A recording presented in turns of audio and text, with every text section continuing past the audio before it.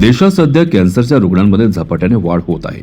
कॅन्सरची वाढती रुग्णसंख्या पाहता झायनोवा शॉल्बी हॉस्पिटलमध्ये कर्करोगाने पीडित रुग्णांवर उपचारांसाठी ऑन्कोलॉजी विभागात सुरुवात केली आहे. या नव्याने सुरू झालेल्या ऑन्कोलॉजी विभागात कर्करोग तपासणी, प्रगत इमेजिंग तंत्रज्ञानाचा वापर, बायोप्सी सुविधा, केमोथेरपी, इम्युनोथेरपी आणि टार्गेटेड थेरपीसह एंड टू एंड ऑन्कोलॉजी सेवा पुरवली जाणार आहे. या विभागात वरिष्ठ सल्लागार head and neck onco surgeon doctor Deepak Khanna, head and neck onco surgeon doctor Jerusha Fernandes, वरिष्ठ स्त्रीरोग ऑन्को सर्जन आणि robotic surgeon doctor Prashant Nyati, वरिष्ठ सल्लागार थॉरेन्सिक सर्जन आणि सर्जिकल ऑन्कोलॉजिस्ट डॉक्टर प्रिया ॲशोपनियानी, स्तन कर्करोग आणि पुनर्रचना शस्त्रक्रिया तज्ञ डॉक्टर संदीप बिबटे आणि gastro इंटेस्टिनाल हेपेटोप्रॉक्टिबिलरी surgeon doctor Prasad Pandey आणि वैद्यकीय ऑन्कोलॉजिस्ट डॉक्टर दीपक वोरा कार्यरत आहे. मुंबईतील झायनोवा शॉल्बी हॉस्पिटलचे हेड आणि नेक onco surgeon doctor Deepak Khanna म्हणाले, आमचा ऑन्कोलॉजी हा विभाग आधुनिक तंत्रज्ञानाच्या सहाय्याने वेळीच निदान आणि उपचार पुरवण्यास सक्षम आहे. वेळीच निदान आणि योग्य उपचारांमुळे भविष्यातील गुंतागुंत टाळता येते आणि कर्करोगावर मात करणे शक्य होते. आम्ही विलंब न करता अचूक तपासणी, कर्करोगाचा टप्पा आणि त्यानुसार कर्करोगावरील उपचार पद्धत सुनिश्चित करण्यावर विशेष भर देतो.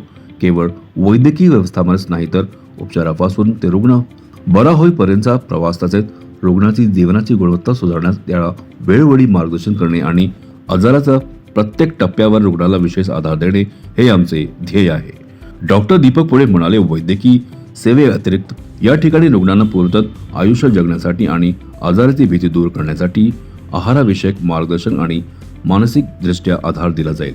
या संपूर्ण प्रवासात आमची टीम रुग्णांच्या कुटुंबियाशी संपर्कात राहील आणि त्यांना वेळोवेळी आधार देईल.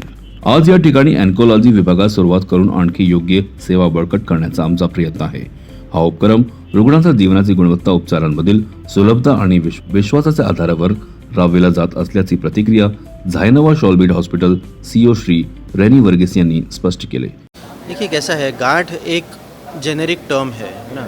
कई सारे गांठें होती हैं जो बिनाइन होती हैं, कई गांठें होती हैं जो पहले बिनाइन थी लेकिन अभी उनका साइज़ बढ़ रहा है तो शायद वो कैंसर की तरफ जा रहा है.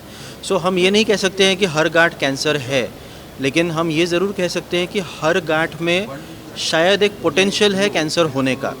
तो अगर आपकी गांठ साइज़ में बड़ी हो रही है, अगर आपको गांठ में दर्द हो रहा है, अगर आपको गांठ के साथ साथ और भी कुछ सिम्टम्स हैं, अगर आपका वज़न कम हो रहा है, आपकी भूख कम हो रही है, तो ये सारी चीज़ों को एक नज़र से देखने की ज़रूरत है.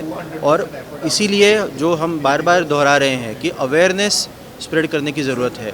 I think that is the most important message कि लोगों को ये नहीं लगना चाहिए कि ये जो कुछ भी है ये कुछ नहीं है, क्योंकि जब तक वो कुछ हो तब तक वो शायद हाथ से बाहर जा चुका होता है. जैसा मैंने पहले भी बोला था, हम सारे जो सर्जन्स हैं वो ऑलरेडी रोबोटिक सर्जरी कर रहे हैं अलग अलग जगहों पर. यहाँ पर टीम वर्क का मतलब ही ये है कि हम सारे लाइक माइंडेड पीपल, हम सारे जो किसी न किसी स्पेशलिटी के एक्सपर्ट हैं, वो सारे मिलके कैंसर पे फोकस कर रहे हैं. कैंसर जो है ये एक ब्लैंकेट टर्म है, लेकिन लंग कैंसर है, लिवर कैंसर है, सर्वाइकल कैंसर है, ये भले ही सारे कैंसर हों लेकिन इनका सबका प्रेजेंटेशन, जो पेश आने के तरीके हैं वो अलग अलग हैं, इनको होने वाली ट्रीटमेंट अलग अलग है. सो इसीलिए ज़रूरत है कि ये सारे ऑर्गन्स के जो एक्सपर्ट हैं वो एक साथ आकर काम करें, ताकि हम इस चक्कर में ना रहें कि एक कैंसर है जो बॉडी में कहीं पर भी है वो आदमी उसका ट्रीटमेंट कर सकता है. ऑर्गन स्पेसिफिक कैंसर टीम होने का यही फ़ायदा है कि हम हर ऑर्गन को स्पेसिफिकली टारगेट. हम ये नहीं चाहते हैं कि कि टाटा के साथ कुछ कंपटीशन हो. Definitely Tata is an institute. Tata India का ही नहीं, आई थिंक पूरे साउथ ईस्ट एशिया का सबसे बिजी कैंसर हॉस्पिटल है. ओके, लेकिन एट द सेम टाइम जैसे डॉक्टर दीपक खन्ना ने भी बताया कि टाटा में पेशेंट्स जो पॉपुलेशन है, पेशेंट लोड है, वही इतना ज़्यादा है कि कहीं ना कहीं डेफिनेटली कुछ पेशेंट्स हैं कि जो वेटिंग पीरियड में वो शायद उस प्रॉपर ट्रीटमेंट को ना ले पाएँ. So this is an aim to give them a second chance कि कहीं ना कहीं हम उस लोड को शायद कम कर पाएँ।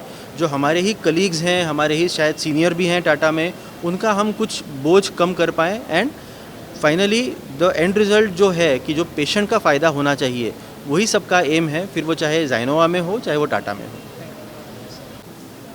जैसे क्या तो सब लोग अभी का ट्रेंड है कि एक ही सिंगल स्पेशलिटी लेके उसको प्रोजेक्ट करना है, पर हम लोग कन्वेंशनल मोड पे ऐसे जा रहा है कि हर एक बीमारी के लिए अलग अलग जगह पे जाने की ज़रूरत नहीं है। We have everything under one roof. इससे ज़्यादा हम लोग पहले भी बोल चुका हूँ, अवेयरनेस पहला होना चाहिए, which can kick off what somewhere around 60% of the diseases. तो अवेयरनेस पे काफ़ी फोकस करके हम लोग वो दिशा पे जाना चाहिए। सबसे इम्पोर्टेंट है हेल्दी लाइफस्टाइल जीना है आपको। यू हैव टू, आपका जो साफ़ सुथरापन है वो सब मेंटेन रखना है। सेकंड थिंग, केमिकल्स कोई भी फॉर्म में इज़ नॉट गुड।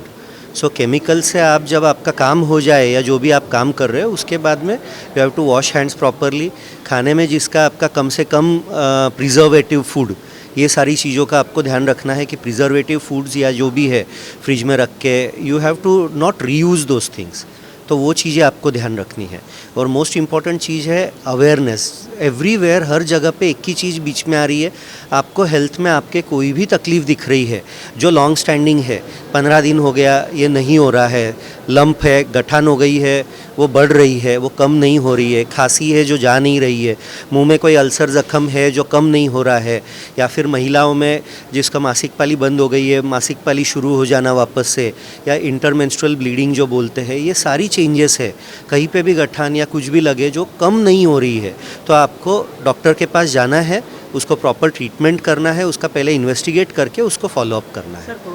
से अभी तक कोई साइंटिफिकली ये चीज़ों पे हमारे पास कोई डाटा नहीं है। उसके ऊपर इन्वेस्टिगेशन चल रहा है, कई जगह पे रिसर्च हो रही है कि प्लास्टिक, माइक्रोप्लास्टिक्स, ये सब चीज़ों से कितना प्रमाण का कैंसर है।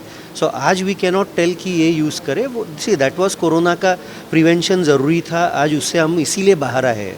अभी आगे का स्टेप है कि लेट अस सी इसका स्टडीज़, इसका रिजल्ट जो आएगा दैट विल डिसाइड आगे।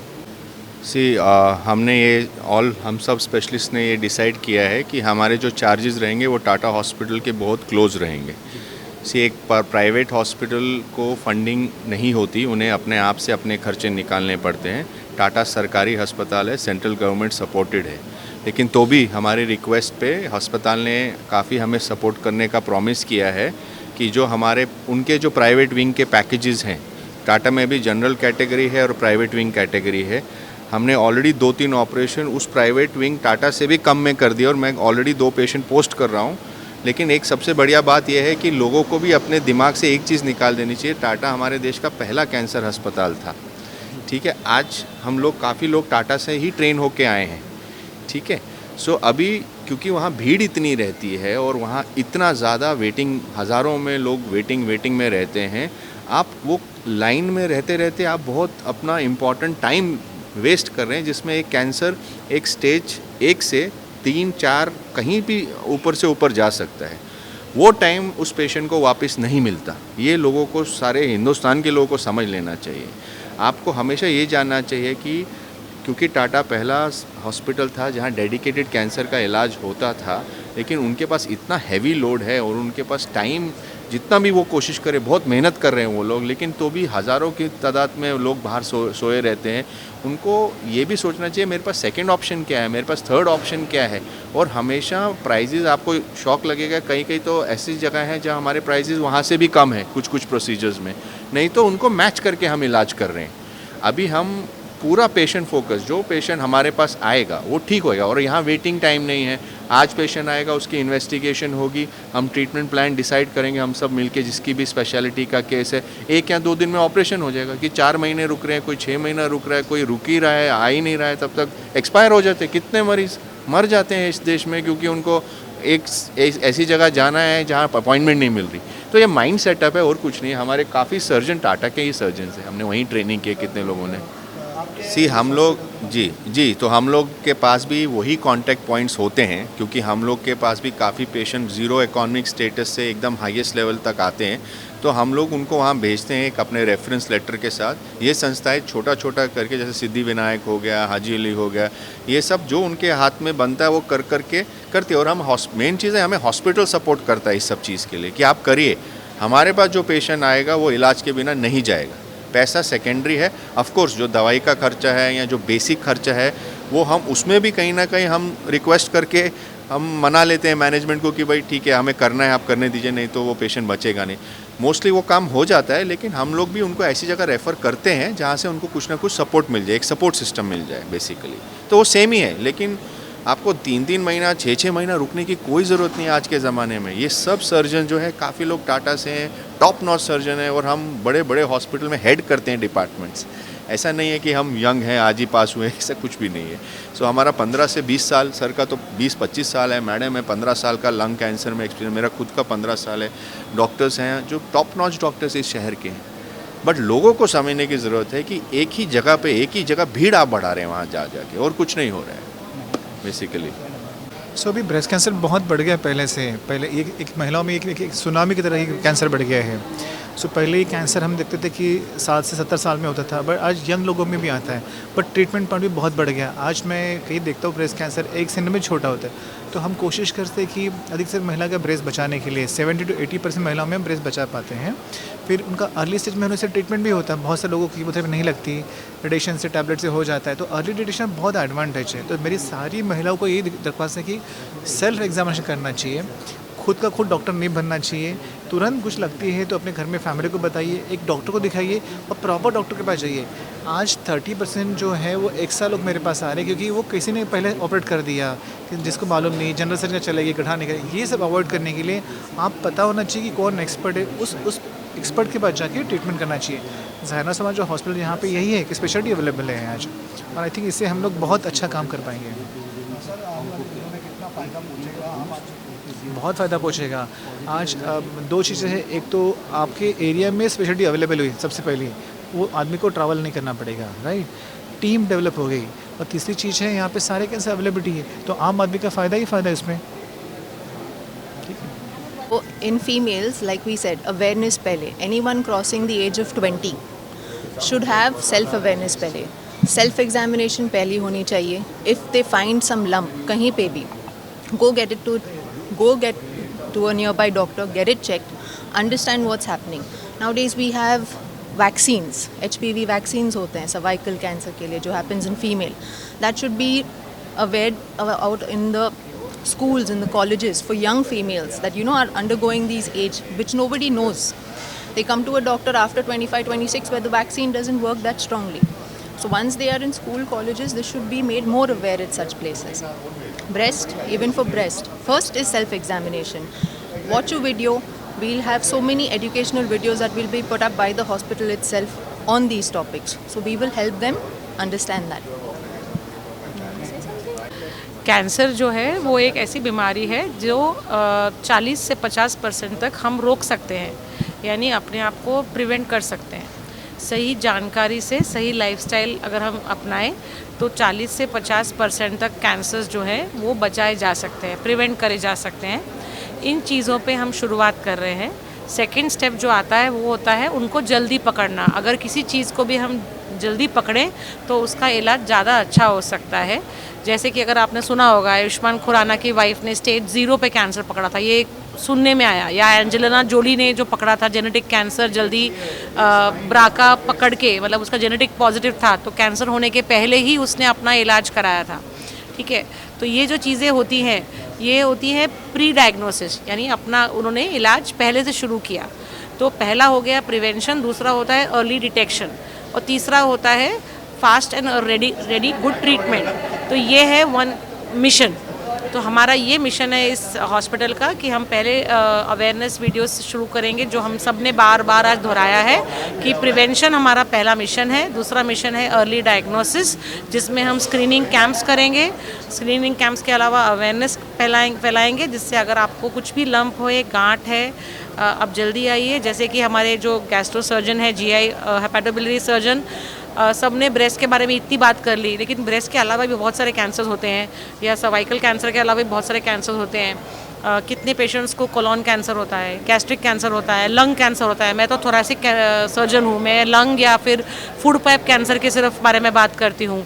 4th मोस्ट कॉमन कैंसर इस समय इंडिया का लंग कैंसर है, जो कि हमेशा बोलते हैं कि बहुत खतरनाक कैंसर है या लास्ट स्टेज में आया, लेकिन अब अर्ली स्टेज लंग कैंसर्स बहुत हो रहे हैं। सब लोग टीबी बोलते हैं, खांसी हो गई 3 हफ्ता टीबी है, लेकिन वो लंग कैंसर भी होता है, जो कि अगर सही समय में पकड़ा जाए तो उसका इलाज बहुत अच्छा होता है, लेकिन लेट आते हैं। तो हम उसमें फोकस करेंगे कि जल्दी अर्ली स्टेज लंग कैंसर कैसे पकड़ा जाए। वैसे ही हर ब्लीडिंग पाइल्स जो होती है लोग हीमोरॉइड्स बोलते हैं, लेकिन सर सिखाएंगे, सर बताएंगे कैसे वो ब्लीडिंग, हर ब्लीडिंग पीआर पाइल्स नहीं होता है, रेक्टम कोलोन कैंसर भी होता है। ठीक है, तो हमारा ये मिशन है जिससे हम we are trying, all specialities are trying कि हम फोकस करें early prevention, early diagnosis and right time of management. CEN news, देश प्रदेश की ताजा तरीन खबरों के लिए CEN न्यूज को सब्सक्राइब करें और रहें पल पल की खबर से हर पल बाखबर।